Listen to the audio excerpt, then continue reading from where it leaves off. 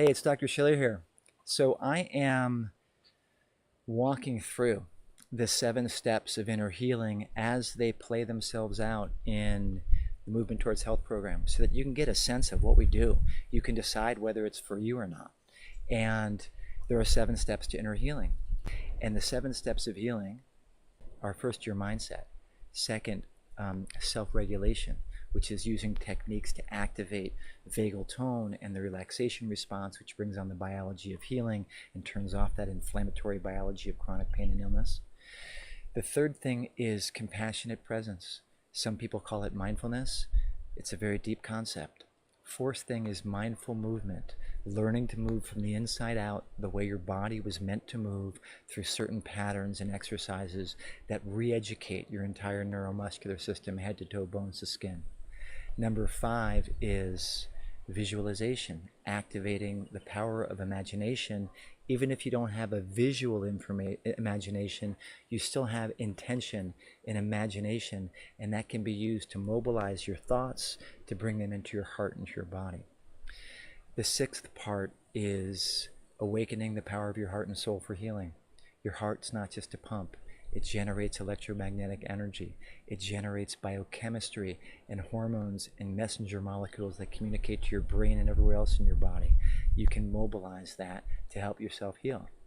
And the last 7 is healing emotional pain and trauma, which is either an underlying or driving force in so much chronic pain and so much chronic illness. And that's probably part of why you're here watching this, because you might know that, you might be interested in that, but there's a lot more to say about that. So let's talk about mindset, because that's what this particular video is about. Mindset's the compass of your ship. Mindset is how you're directing yourself, whether it's in a moment or every day when you wake up. Mindset is what lets you bounce back from challenges and difficulties. You have a bad day, you wake up the next morning, you start over. How do you adjust that compass so you're going in the direction of healing? There are mindset qualities that are very productive and helpful. There are ones that are unhelpful. There's a researcher at Stanford named Carol Dweck who coined the phrase growth mindset based on decades of research, in contrast to fixed mindset. Growth mindset is basically, I believe that I can change. Fixed mindset is basically like, no, things are the way they are, I can't change. You can imagine how important it is to have a growth mindset if you want to change. You got to believe you can. So how do you get there if you're not there? What if you have a whole bunch of qualities that are fixed mindset qualities? How do you change? Are you stuck? What I would say from my experience working with lots of people is that no, you're not stuck. If you have a desire and a willingness to change, then you can. If you want to change, if you don't want to change, but you want to change, then you want to change. Right? There's always a place inside of you. If you're alive and you're breathing, you've got a place that desires change, that desires growth, that desires healing. So it's learning to contact that place and start to work from that place, even if it's very small. So growth mindset, fixed mindset, really important. There's aspects of fixed mindset that are harder to measure, so it's not in the research literature, but it's obvious when you start paying attention to it. And there's things like self-doubt and self-blame and shame. A lot of shame and blame and self-hatred. A lot of people who have chronic pain, who've experienced trauma, are full of self-blame and self-shame, and it's so deeply toxic and difficult, and it undermines so much of what they otherwise would want to do. And so working with that's incredibly important. There's perfectionism. There's being controlling and wanting everything your way. There's wanting results immediately. There's a lot of different levels of mindset that can really block your progress. Okay, so again, how do we change when you're ingrained in those things? Well, the other 6 steps towards inner healing are part of what helps you change. Because the first part is just becoming aware of it. You become aware of it and it's on your mind. And we do exercises that are like, there's worksheets you download and you just do writing exercises, starting to identify, okay, where am I stuck? Where is my mindset stuck? And so first starting to identify it and acknowledge it.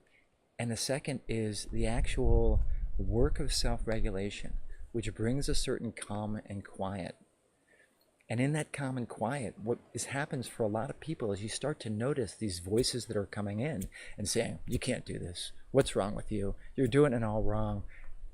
You'll never get there. You're not good enough. You're whatever it is, that voice that keeps coming in that wants to shoot you down.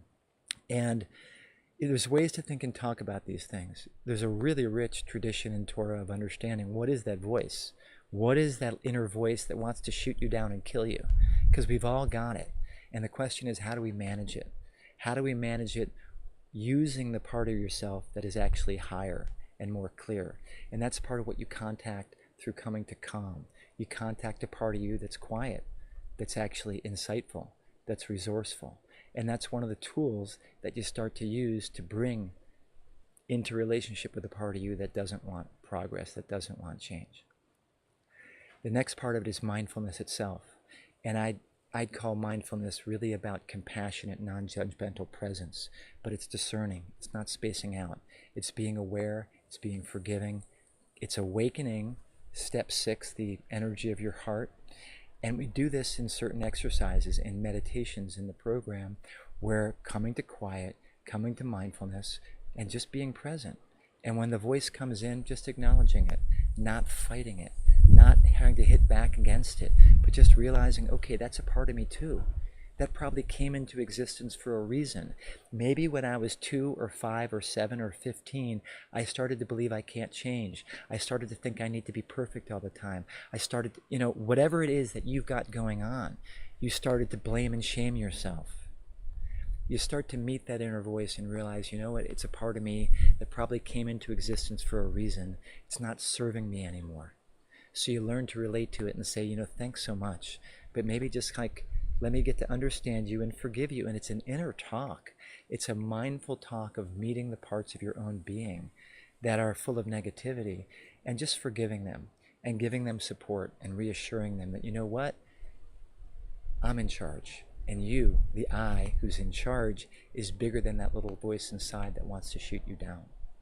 So it's an inner process of healing, of meeting those voices, of shifting and transforming them. And it works. That really brings us to movement, to mindful movement. And mindful movement is about doing things that you've probably never done before.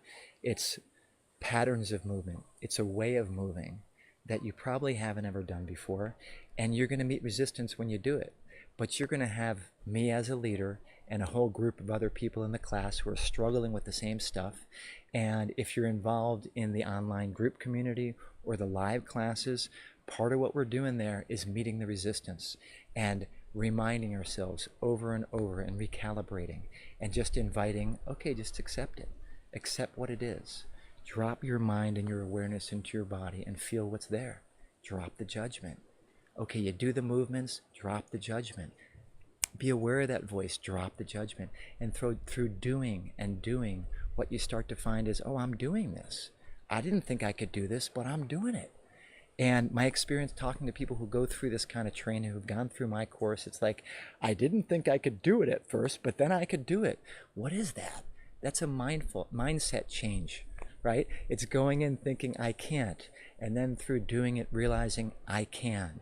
And that's what I want for you, that if you have resistance that say, no, I can't, that over time you come to the place of I can. And so that's how we roll. 7 steps of inner healing, working to help gradually shift that mindset so that you're getting clearer and clearer about how to direct your own ship, that you're finding your own path to healing. Because that's what this is all about, finding your path to healing.